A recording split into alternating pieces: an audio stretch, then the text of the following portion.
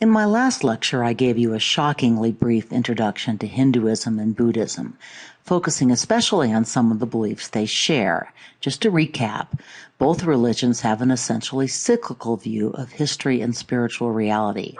Individuals are caught up in a cycle of rebirth driven by their karma, or the justice of their actions. Buddhism's iconic symbol, shown here, is the Dharma wheel, or the wheel of karmic justice. Buddhist and Hindu worship patterns both focus heavily on circumnavigation, that is, circling around an image in imitation of this cycle of life and of the turning of the heavens. So how does this contrast with the Christian worldview that has shaped Western culture? How do Christians and Westerners tend to view history and the passage of time? Well, we tend to be much more linear in our thinking. Creation is a beginning in time. It's the beginning of time, a biblical notion that 20th century Einsteinian physics has, by the way, confirmed. Christians and Jews and Muslims share with Buddhists and Hindus the belief that what we do in this life determines our eternal destiny, but generally believe that we only have one shot at getting it right. To understand Hinduism and Buddhism, we need to try to get inside this cyclical view of the natural and spiritual world. I think this image of Shiva as Naranja, the Lord of the Dance, is a great place to begin, not least because it is one of the most iconic of Hindu images. This image is filled with complex iconography, and we'll get there in a minute, but it also tells a story. If you didn't have time to watch this video clip in class, it's up on Moodle. We're also having a Hindu Cartoon Day Tales extra credit lunch. Ms. Jacobs will have the details. You can guess what these stories tell, right?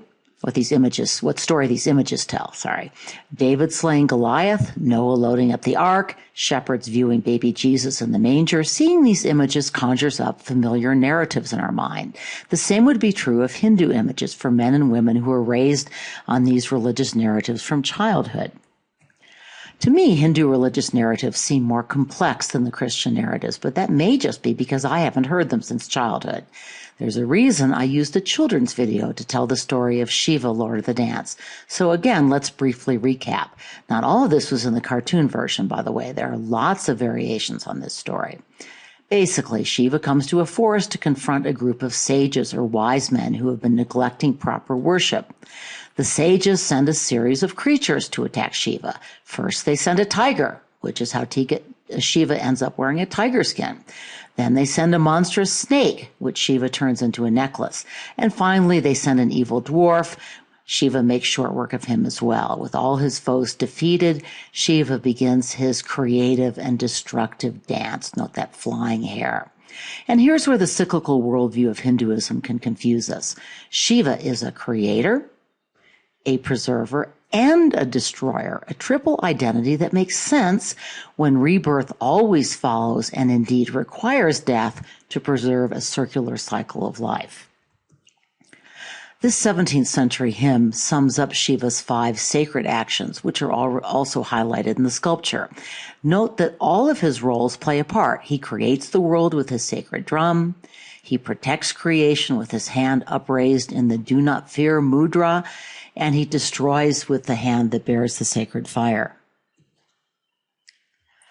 This slide gives you some close-ups of the iconography of this work. The circle of flames surrounding Shiva, or the nimbus, symbolizes the boundaries of the cosmos, while the fire he bears in his hand destroys samsara, the cycle of rebirth, and maya, illusion. The dwarf, who's representing this illusion that leads mankind astray, is trampled under one foot, while with the other lifted foot, Shiva signals the coming liberation from samsara into moksha.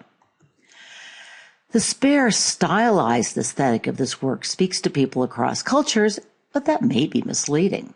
This and other small portable images of Shiva were not intended to sit in museums. They were and still are dressed in fine regalia and paraded through the streets during festivals. While Hindus do not believe that a temple image is actually a god, they do believe that the god may inhabit the image for periods. A temple image will be gently awakened in the morning, will receive gifts of food and flowers, will be ritually bathed. A statue of a god or goddess that has been transformed in a special ceremony by an enlightened guru into a living presence of that deity is an important focus for the worship in a temple ceremony, or, for that matter, worship before a small household shrine, which is where much Hindu worship takes place. Note this term darshan. What's so intriguing about the notion of darshan is that the worshiper not only sees the god in the image, but is seen by the god in return. So the question of whether images help or hinder religious faith has troubled almost every religious tradition. Jews and Muslims reject images as idolatrous. Stay tuned for tomorrow and the Taliban annihilation of the Bamiyan Buddhas. The term for religious art that includes no images but often uses symbols to represent the spiritual is aniconic. The term shows up in one of the College Board questions on this unit, hint, hint. Note the Greeks and Romans believed that gods actually inhabited cult statues. We'll soon see that many African and Pacific peoples believe that images can be activated through dance or masquerade to release spiritual power that was essentially within the images. Christians have divided over the issue of images, sometimes violently. Some argue that images tempt believers to worship something human beings create. Others argue that the images are not gods, of course, but are an aid to worship. We'll talk more about this when we get to Christian art. Meanwhile, here is a beautiful defense of the spiritual value of images from a Hindu scripture. And here we see an image of Our Lady of Guadalupe on procession in Mexico City. Do you think the Hindu scripture captures some of what Catholics take from that celebration?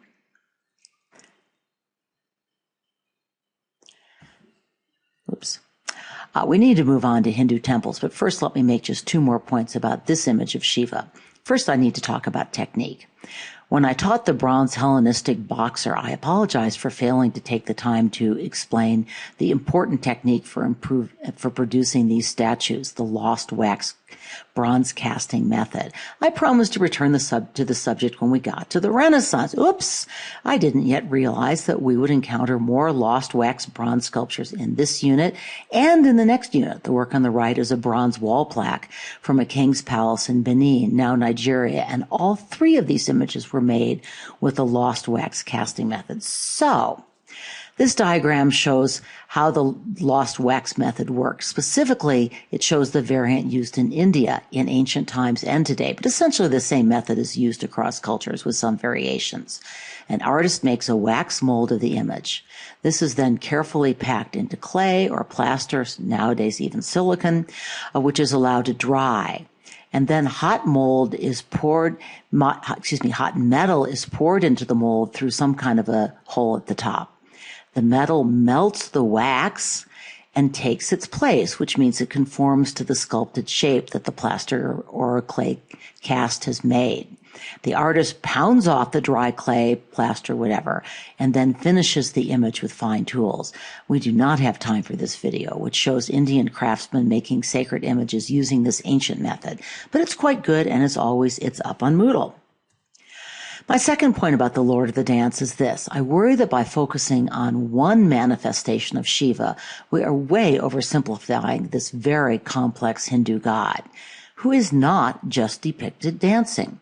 The Shiva Mahayogi, for example, is a calm, meditating ascetic, escaping samsara into a world stripped of desire and distraction.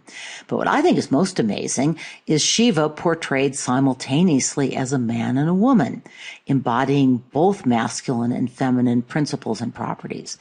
All Indian gods are married, and for many Indians, the god who inspires their personal devotion, their diva, is in fact a goddess. Okay, now we really do have to get to temples. India is filled with Hindu temples of varying styles. Just as there is more than one iconic image of Shiva, so there is more than one temple shape. The Lakshmana temple is a northern-style temple, which means it has tall, fluted towers. It's part of a famous complex of temples built by a dynasty that ruled central India from the 9th to the 13th century. Khajuraho was their first capital, and the massive building program these rulers undertook was designed both to gain the gods' favor for the rulers and to demonstrate their piety, their wealth, and their power. This and the next slide throw a lot of terms at you, sorry, and you don't even have this one in your workbook. Good chance to work on your drawing skills, right? I can't be entirely sure which of these terms you're going to need to know, since Hindu temples are new to the curriculum. But I think it would be smart to remember that the Garbhagriha, it means the womb chamber. It's the inner sanctum where the image of the god resides. Essentially, this is the temple's cella.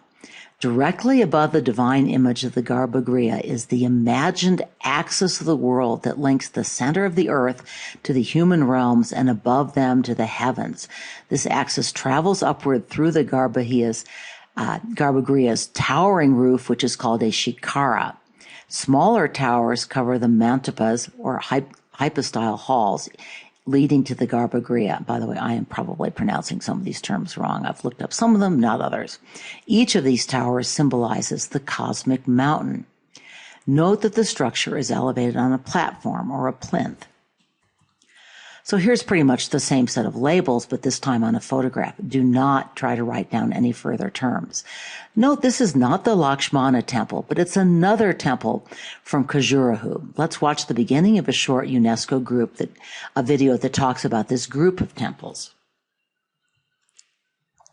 This is the floor plan you have in your workbook with labels that may not really help, may just make it more complicated. The space labeled sanctum is the Garbhagriha. It's a small space, often a perfect square, windowless and enclosed. Unlike the rest of the temple, it is not ornamented. It's meant to represent the universal essence, not the various manifestations of that essence. And by the way, this is something difficult but important to understand about Hinduism. It is both polytheistic and monotheistic. Hindus believe that there are many gods and they worship them personally, but that they are all manifestations of a central reality. The mandapas are the hallways leading toward the inner sanctum. Often they have internal pillars. In other words, they're hypostyle halls. Note again that the smaller towers rise over these entry halls. So here's how one scholar explains the artistic and spiritual logic behind Hindu temple design. A Hindu temple is built around the belief that all things are one. Everything is connected, so the pilgrim is welcomed through mathematically structured spaces, a network of art, pillars with carvings, and statues that display and celebrate the four important and necessary principles of human life. And note that Hindus believe that there are appropriate activities for different times of life. There's the pursuit of artha, that is prosperity, wealth, earning a living. There's the pursuit of kama, that's pleasure, including sexual pleasure. There's the pursuit of dharma, virtue, the ethical life. And finally, there's the pursuit of moksha, the self-knowledge that leads to a release from samsara. Here's the approach to the Garbhagriha in the Lakshmana temple. Note the hypostyle hall of the mandapa, or entry hall. And here we see a plan for the wider temple area. Note that there's a central temple surrounded by four smaller shrines. The term Panchayatana caught me by surprise when it showed up on one of the College Board questions from this unit. I'd never encountered it before, and I didn't encounter it in any of the readings. But the term refers to a temple design very common among Hindu temples, where a central temple or shrine is surrounded by four smaller shrines, mimicking the five tops, if you will, of Mount Meru, which is actually a Himalayan mountain. It has a central mountain and then shorter, four smaller spur mountains. So this temple design is mimicking the actual shape of that mountain.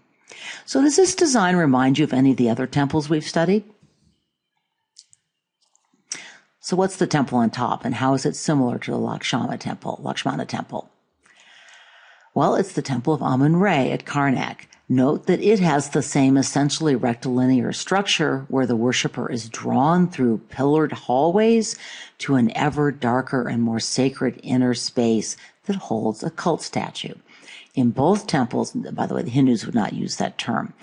In both temples, the design reflects and reinforces the spiritual journey toward the god. So what's another similarity? And here I'm really thinking about power and authority. Both temples were built to by powerful rulers to bolster their claim to hold the favor of the gods and to be necessary to keep the favor of the gods, and of course to demonstrate their own personal devotion. Yep, this really is a College Board image, don't blame me. But also don't assume that these erotic sculptures meant that this was the Chandela King's version of the Playboy Mansion. So let's finish our UNESCO video, which talks about the place of these sculptures in Hindu theology. Shiva Shastras are Hindu texts that lay out rules for artists and craftsmen. They include rules about perfect proportions for buildings and for sculptures of the human body. In other words, and I think you saw this in your reading, they are the Hindu canon, like Polyclitus's canon. I thought this quote gave some insight into the Hindu view of human sexuality. Keep in mind that Hindu teaching, again, holds that students and old people should pursue an ascetic life, free from desire, temptation, and sexual relations. It is married couples who get to indulge in kama, and the purpose is ultimately to create and to raise a family. As the quote indicates, the images of loving couples were part of an iconography that promoted spiritual achievement in all phases of life. We really don't have time for this, but walking through a Hindu temple is to walk through a sculptural map of these 4 stages of life. And so that there are images on the temple that, in a sense, fit everyone's needs, because everyone entering the temple will be at one of these 4 stages of life. The Chandela kings were also heavily influenced by tantric philosophies, which divide the cosmos essentially into male and female principles. What's interesting is that while men are viewed as having form and potential, which is essentially a passive role, it is women who possess the activating energy that brings the world into being. It's their mutual cooperation and their joining, spiritual and physical, that is necessary for existence. As your reading pointed out, the bodies are not entirely naked. They are always adorned. The fighting lion is the symbol of the Chandela dynasty. Note that the lion appears to be winning. The Chandela claim to be descended from the union between a god and a mortal woman, shades of the Greeks. At any rate, these temples are clearly a statement about power as well as piety. In my next lecture on Hindu art, we're going to continue statements of power and piety with the temples at Angkor Wat.